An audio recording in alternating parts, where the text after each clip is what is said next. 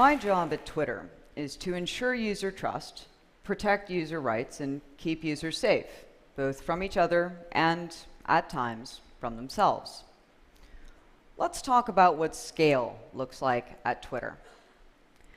Back in January 2009, we saw more than 2 million new tweets each day on the platform. January 2014, more than 500 million. We were seeing 2 million tweets in less than 6 minutes.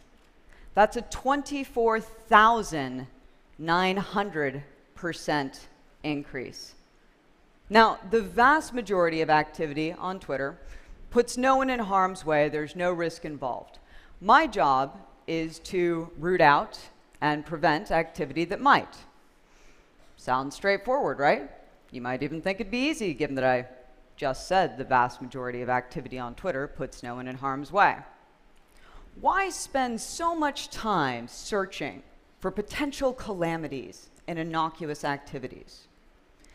Given the scale that Twitter is at, a 1 in a million chance happens 500 times a day. It's the same for other companies dealing at this sort of scale. For us, edge cases, those rare situations that are unlikely to occur, are more like norms.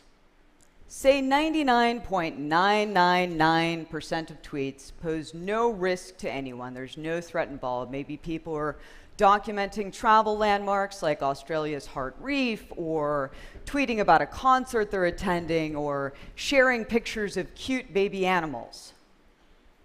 After you take out that 99.999%, that tiny percentage of tweets remaining works out to roughly 150,000 per month.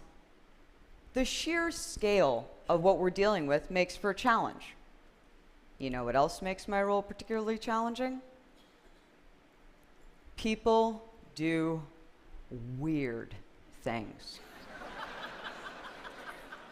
And I have to figure out what they're doing, why, and whether or not there's risk involved, often without much in terms of context or background.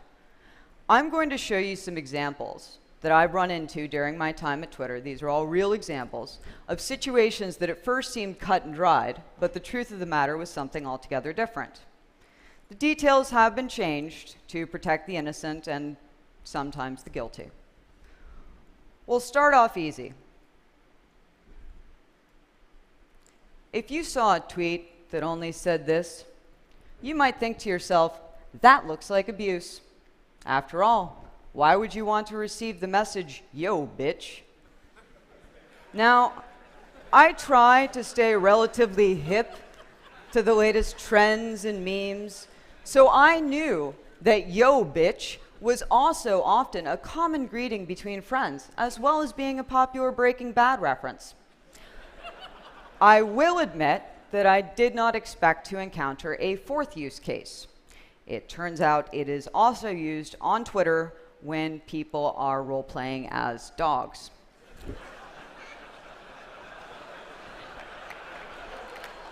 And in fact, in that case, it's not only not abusive, it's technically just an accurate greeting. So, okay, determining whether or not something is abusive without context, definitely hard. Let's look at spam. Here's an example of an account engaged in classic spammer behavior, sending the exact same message to thousands of people. While this is a mock-up I put together using my account, we see accounts doing this all the time. Seems pretty straightforward.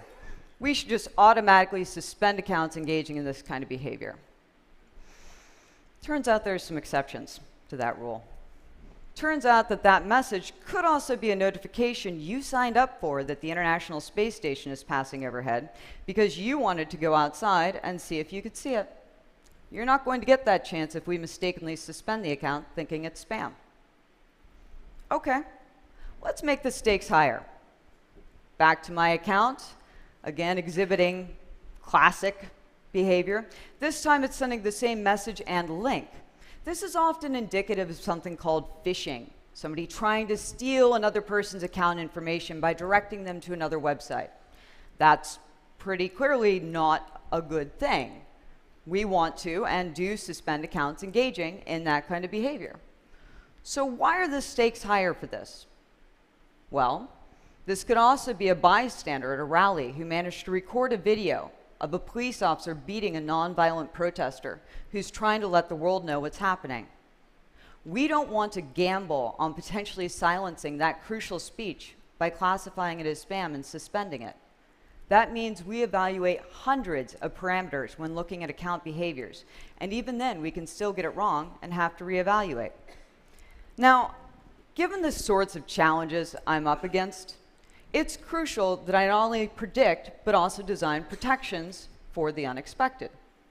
And that's not just an issue for me or for Twitter, it's an issue for you. It's an issue for anybody who's building or creating something that you think is going to be amazing and will let people do awesome things. So what do? I pause and I think, how could all of this go horribly wrong? I visualize catastrophe.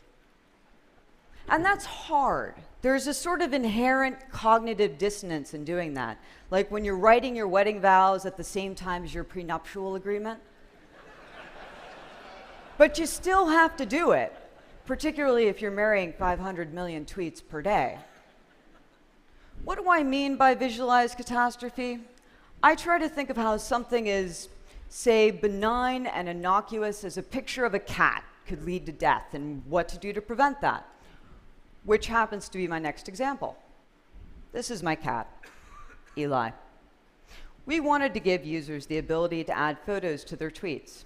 A picture's worth 1,000 words, you only get 140 characters, you add a photo to your tweet, look at how much more content you've got now. There's all sorts of great things you can do by adding a photo to a tweet. My job isn't to think of those. It's to think of what could go wrong.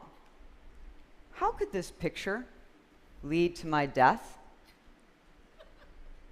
Well, here's one possibility.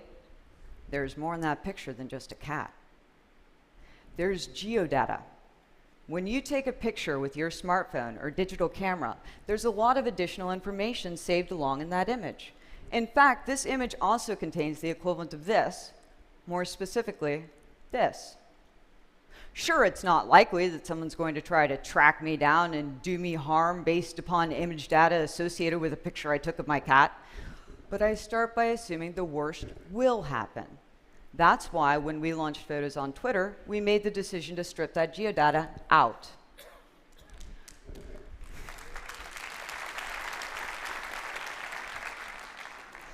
If I start by assuming the worst and work backwards, I can make sure that the protections we build work for both expected and unexpected use cases. Given that I spend my days and nights imagining the worst that could happen, it wouldn't be surprising if my worldview was gloomy.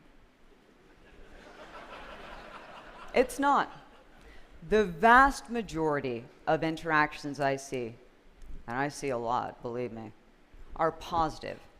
People reaching out to help or to connect or share information with each other. It's just that for those of us dealing with scale, for those of us tasked with keeping people safe, we have to assume the worst will happen. Because for us, a 1 in a million chance is pretty good odds. Thank you.